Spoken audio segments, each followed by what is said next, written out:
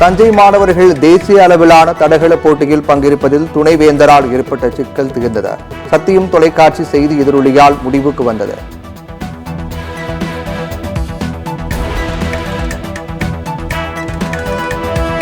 அன்பின் பாதையை நெறி தவறாமல் பின்பற்றும் கிறிஸ்தவர்கள். முதலமைச்சர் மு க ஸ்டாலின் கிறிஸ்துமஸ் தின வாழ்த்து.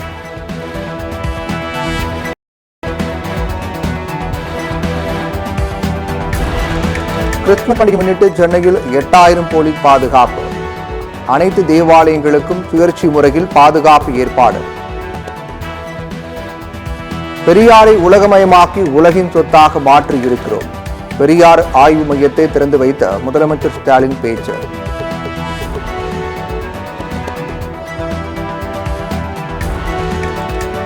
உலகமயமாக்கி உலகத்துடைய பொது சொத்தாக கொண்டு சேர்த்திருக்கோம்.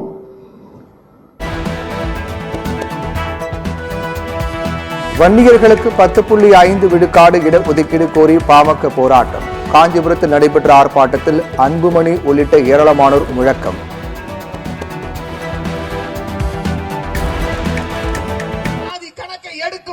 ஜாதி கணக்கை எடுக்கும் போது ஸ்டாலின் அரசே உங்களால கணக்கெடுக்க முடியாதா சாதி கணக்கை எடுக்கும் போது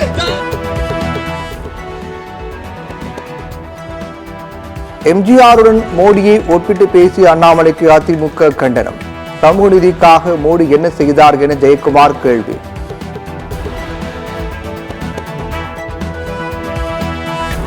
எம்ஜிஆர் நினைவிடத்தில் ஓ பன்னீர்செல்வம், டிடிவி தினகரன் உள்ளிட்டோர் மரியாதை.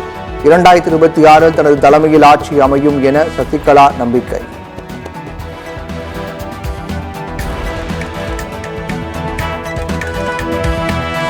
எடப்பாடி பழனிசாமி திருந்தவில்லை என்றால் திருத்தப்படுவார். சுயநலத்துடன் செயல்படுவதாக டிடிவி தினகரன் குற்றச்சாட்டு.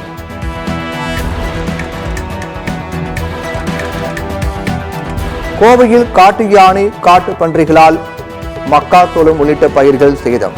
பெரும் இழப்பு ஏற்பட்டுள்ளதாக விவசாயிகள் வேதனை.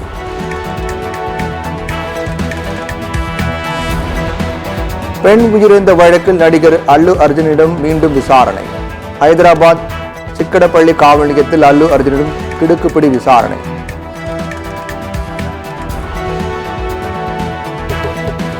சென்னை மெரினாவில் நடைபெற்று வரும் உணவு திருவிழா இன்றுடன் முடிகிறது. ஒரே இடத்தில் பல வகை உணவுகளை ருசித்து மகிழ்கிற குழுமையும் மக்கள்.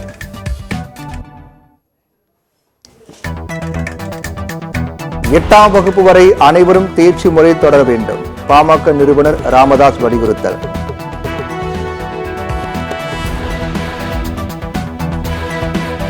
உள்துறை அமைச்சர் அமித்ஷா பதவி விலக கோரி சேலத்தில் காங்கிரஸ் ஆர்ப்பாட்டம். மாவட்ட ஆட்சியர் அலுவலகத்தை முற்றுகையிட்டதால் தள்ளுமுள்ளு.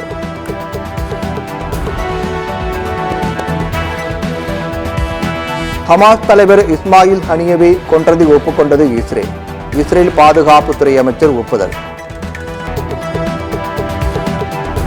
உடல்நிலை மோசமடைந்ததால் மருத்துவமனையில் அனுமதிக்கப்பட்ட முன்னாள் கிரிக்கெட் வீரர் வினோத் காம்ப்ளி தேறினார்.